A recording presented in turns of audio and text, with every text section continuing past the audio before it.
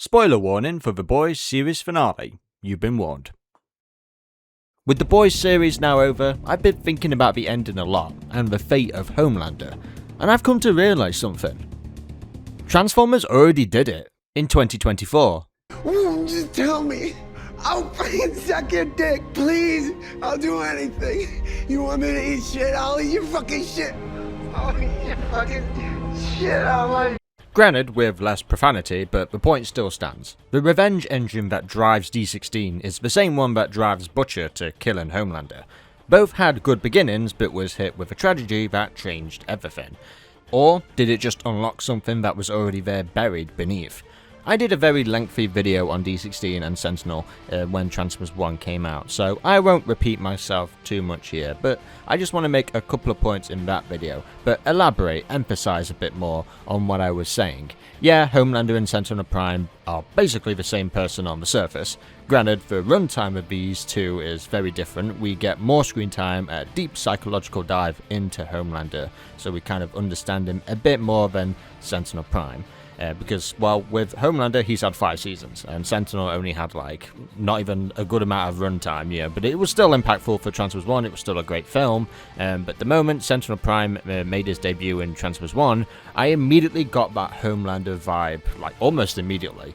There was just no doubt in my mind that it was inspired by the boys, the writers, I mean, with the mannerisms, with the posture, the way how Sentinel Prime was, just the evilness. How he was behind the scenes, lying to all the Cybertronians. It just clicked with me. What I'm trying to get at is the parallels to what happens to both of these guys the moment they lose power, when everything is stripped away. Homelander cowers like a baby, begging for his life. Sentinel Prime cowers like a baby, begging for his life. It's just so funny to me that a majority of the Boys fans online who are so deeply bummed out that Homelander, lost his aura. I'm sorry, but have we not been watching the same character for about 5 seasons? Homelander is an overgrown man-child that was raised in a lab that has no concept of what being a human is like at all. And his bizarre obsession with milk, I mean, it just emphasizes his childlike nature, but, one of the many reasons why Homelander despises the Deep so much is because he sees himself in the Deep. Like, he sees a weak coward who's always begging and, groveling for attention. It's similar to how Soldier Boy with Homelander in season 3, was it? The end of that. He basically called him a weak, sniveling pussy, desperate for attention, and he says that you're a fucking disappointment. And that, to me, was Soldier Boy talking to himself through Homelander. I mean, he meant it to Homelander, but he also meant it to himself. And these characters, these so-called aura-like men that these guys are obsessed with, they're all weak cowards.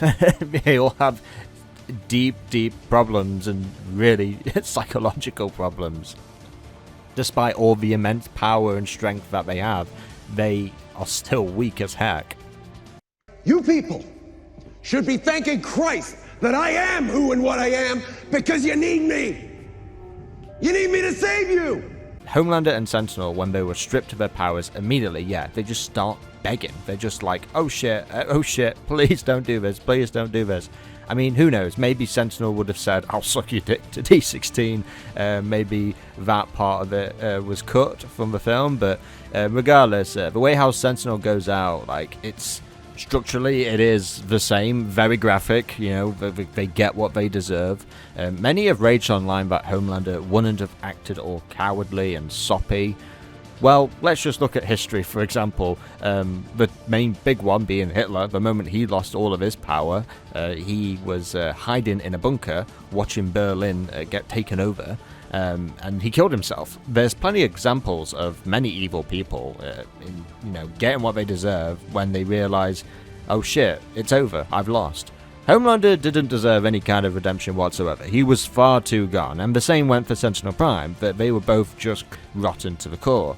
They both have committed, insane acts, it's just beyond redemption. So, yeah, maybe there could have been more of a bloodbath in the final episode of The Boys. I understand certain criticisms about that, but that's not really the point of this video. I just want to talk about the Homelander death, really, and just how Homelander throughout the entire series is just...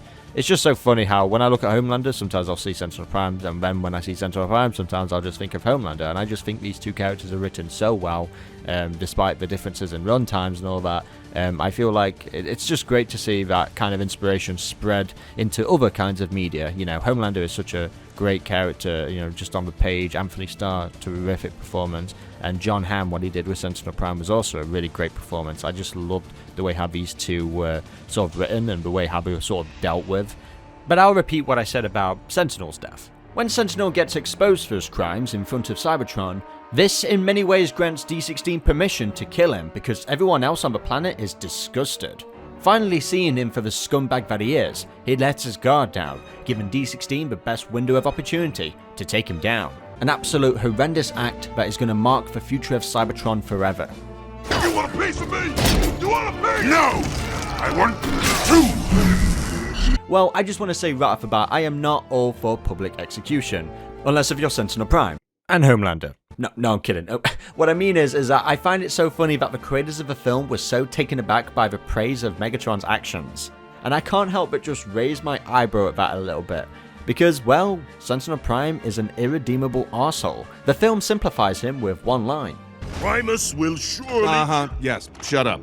That's it. There is no complexity with this Sentinel Prime. He's evil, he's a jerk, he's vicious, he's powerful, but not by his own merit, only by the power that he stole from a great Prime.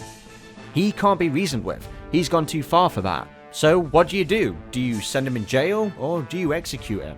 How does the crime fit the punishment? And same goes for the boys. I mean, Butcher has been on this mission to kill Homelander and the Supes in general, but mostly Homelander because what he did to Becca, what he did to his wife, and he was revealed a couple of episodes later that, yeah, he did, you know, Becca, the way how he, well, if you know, you know. I'm not going to say it for the sake of potentially getting demonetized, but it was a horrendous act, a horrific thing that, you know, really drives Butcher with that revenge. And it's like, yeah, of course Homelander is going to meet his end very brutally at the hands of Butcher. And Butcher and D16 are just so similar. The motivations are obviously different. Obviously with D16, he found out everything was a lie on Cybertron. You know, Sentinel had been lying, and he killed all of his primes. He killed his idol, you know, the Fallen. And with Butcher, you know, but just the horrible things that Homelander has done to not just Becca, but also other people as well. You know, he killed Frenchie. The way how it's gone about, it's just... the parallels are just insane to me. And yeah, it's like, you know, sure, you know, it's like not one-to-one exact, but, you know, it's just so fun and so interesting to dissect these two, because it's such similar minds, similar sort of mindset, you know. But yeah, I just wanted to point out how funny it is really seeing these two get called the same online. He's, you know, Sentinel Prime is so Homelander coded. I'm glad I'm not the only one who sort of picked up on that. Of course, one of the big and obvious differences between these two is that, well, when Homelander saw Butcher, he genuinely thought their rivalry was a game. He couldn't believe that when given the opportunity, Butcher would actually kill him.